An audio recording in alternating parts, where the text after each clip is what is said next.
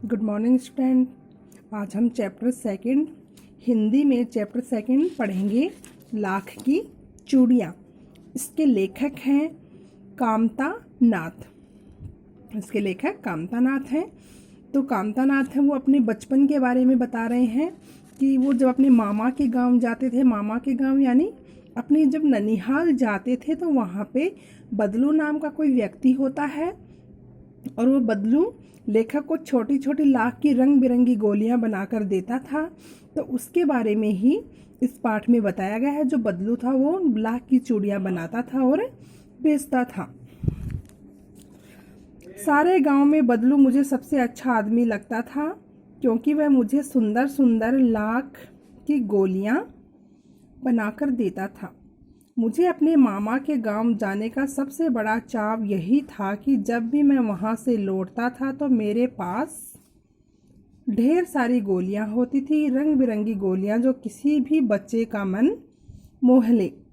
यानी कि लेखक जब भी अपने मामा के गांव जाता था, यानी अपने ननिहाल जाता था, तो वहाँ पे बदलू नाम का व्यक्ति था जो सुंदर सुंदर लाख की गोलियां बनाता था और लेखक को देता था, मन मोह लेता था। वैसे तो मेरे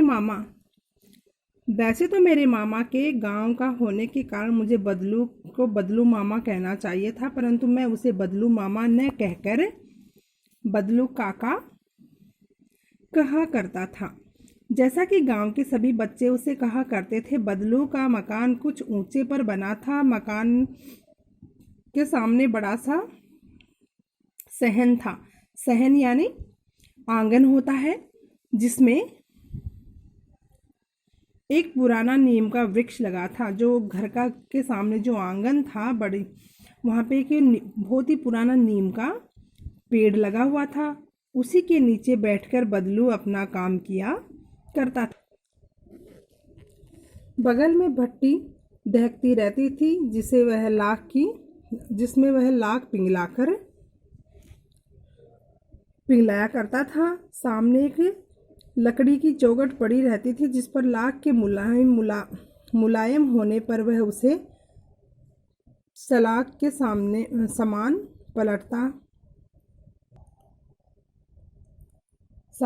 सामान पतला करके चूड़ी का आकार देता था। यानी कि वो जैसे ही उस नीम के पेड़ के नीचे रहता था और वहाँ पे एक भट्टी होती है जिसमें आग जलती रहती है, तो उस भट्टी के अंदर बदलू था वो लाख को पिघलाकर, और जब वो लाख मुलायम हो जाती थी तो उसे लकड़ी के बने हुए होते हैं, तो उसके अंदर वो डालकर उस लाख को चूड़ियों का आकार दिया करता था। और इस प्रकार वो वहीं पे क्या है, चूड़ियाँ बनाता था। सामने एक लकड़ी की चौखट पड़ी रहती, जिस पर लाख के मुलायम होने पर वह उसे सलाख के समान पतला करके चूड़ी का आकार देता था।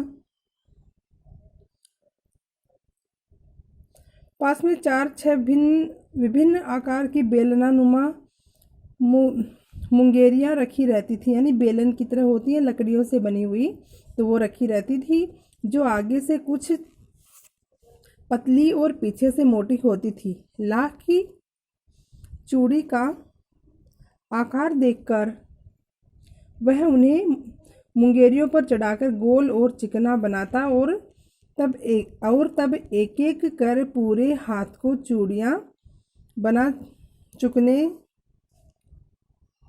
के पश्चात वह उन पर रंग करता था। वह क्या है, लाख थे, उनको मुंगेरियों के अंदर डाल देता था तो उस चूड़ियों का आकार देता, फिर उन पे उनको चिकना बनाता, और जब चूड़ियों को आकार देता था, आकार देने के बाद में उन पे रंग किया करता था। बदलू यह कार्य सदा ही एक मचिए पर बैठकर किया करता था। मचिया होता है छोटा सा बैठने का होता है, तो उस पे बैठ के वो ये काम किया करता था, जो बहुत ही पुरानी थी, जिसपे वो बैठ के काम किया करता था मचिए पे। वो मचिया था वो बहुत ही पुराना था। बगल में ही उसका हुक्का रखा रहता, जिससे वह बीच बीच में पीता रहता था। गांव में मेरा दोपहर का समय अधिकतर बदलू के पास बीतता। वह मुझे लल्ला कहा करता था। मेरे पहुँचते ही मेरे लिए तुरंत एक मचिया मंगा देता। मैं घंटों बैठे बैठे उसे इस प्रकार चूड़ियाँ बनाते देखता रहता। लगभग रोज ही वह 4-6 जोड़े चूड़ियाँ बनाता। पूरा जोड़ा बना लेने पर उसे बेलन पर चढ़ाकर कुछ क्षण चुपचाप देखता रहता, मानो वह बेलन न होकर किसी नववधू की कलाई हो। यानी कि जब वो उस बेलन पे चूड़ियाँ जब बन जाती तो एक बेलन होता, उस बेलन में वो चूड़ियाँ डाल देता और वो चूड़ियाँ उस बेलन में डली हुई इतनी सुंदर लगती थी, ऐसे लगता था जैसे कोई नई दुल्हन हो।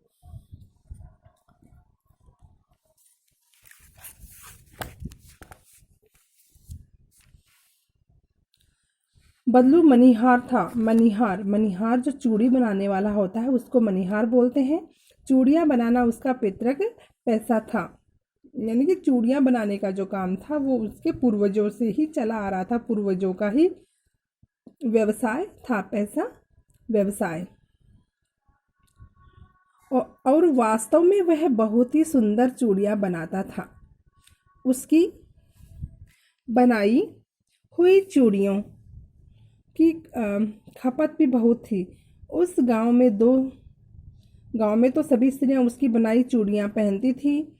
आसपास के गांवों के लोग भी उससे चूड़ियाँ ले जाते थे, परंतु वह कभी भी चूड़ियों को पैसों से बेचता न था। वो चूड़ियाँ जो बनाता था बदलू, तो वह कभी भी पैसों से चूड़ियाँ नहीं बेचता था।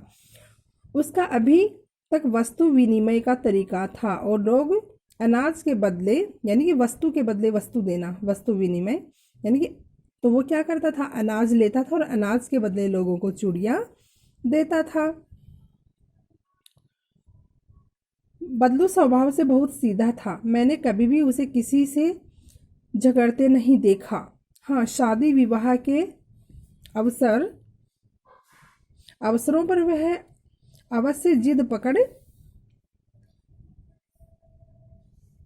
जाता था, यानी कि कोई भी, वो बहुत स्वभाव से बहुत ही सीधा था, वो कभी किसी से पैसे नहीं लेता था। लेकिन जब किसी की शादी ब्याह होती थी तो वो ज़रूर थोड़ी बहुत जिद कर लेता था। शादी ब्याह में जीवन भर चाहे कोई उससे मुफ्त चूड़ियाँ ले जाए, परंतु विवाह के अवसर पर वह सारी कसर निकाल लेता था। यानी कि ऐसे तो चाहे उससे कोई बिना पैसों में कितनी भी चूड़ियाँ ले जाए और पहने, लेकिन जब ब्याह शादी होती थी, शादियाँ होती थी, तो वो पूरी कसर निकाल लेता था। शादी में वो बहुत सारा पैसा लेता था, कपड़े लेता था, यानी और भी जो कीमती सामान होता था वो लेता था। आखिर सुहाग के जोड़े का महत्व ही और होता है, यानी सुहाग का जोड़ा होता है, शादी जो दुल्हन का जो जोड़ा होता है उसकी जो चूड़ियाँ होती हैं तो उसका तो महत्व ही अलग होता है। मुझे याद है मेरे मामा के यहाँ किसी लड़की के विवाह पर जरा सी किसी बात पर बिगड़ गया था और फिर उसको मनाने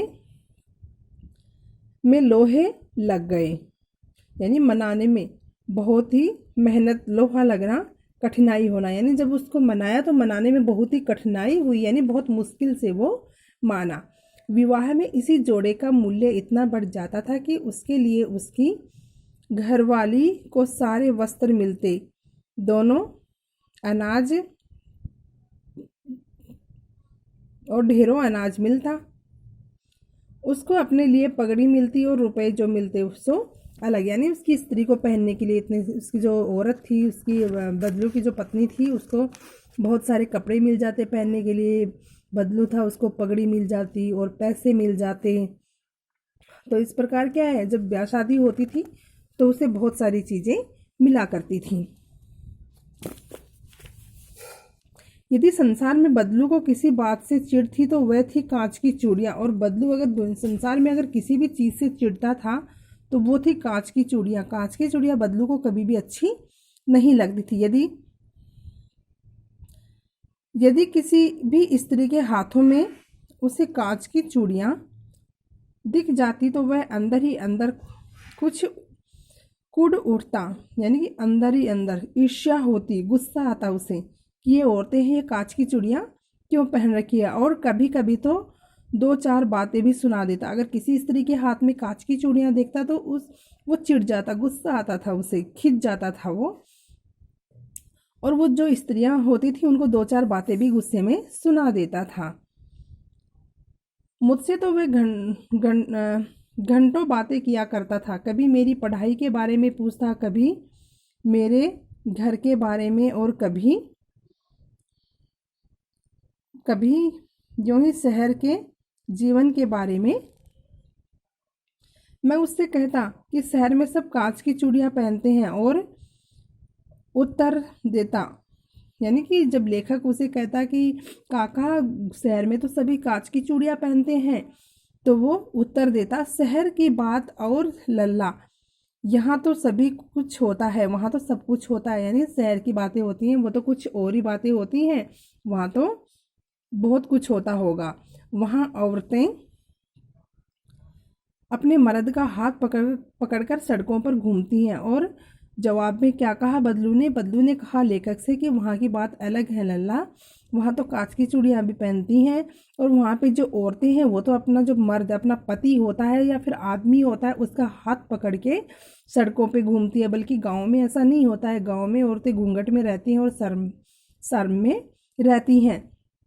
और फिर उनकी कलाइयाँ नाजुक होती हैं ना।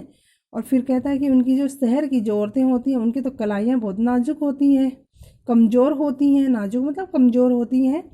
तो लाख की चूड़ियाँ पहनने में उनके हाथ में मोच ना आ जाए। फिर कहते हैं कि उनकी तो कलाइयाँ हैं वो बहुत ही कमज़ोर होती हैं, तो अगर वो लाख की चूड़ियाँ पहन लेना तो उनके हाथ में मोच आ जाए। यानी कि ये शहर की औरतों के बारे में बता रहे हैं।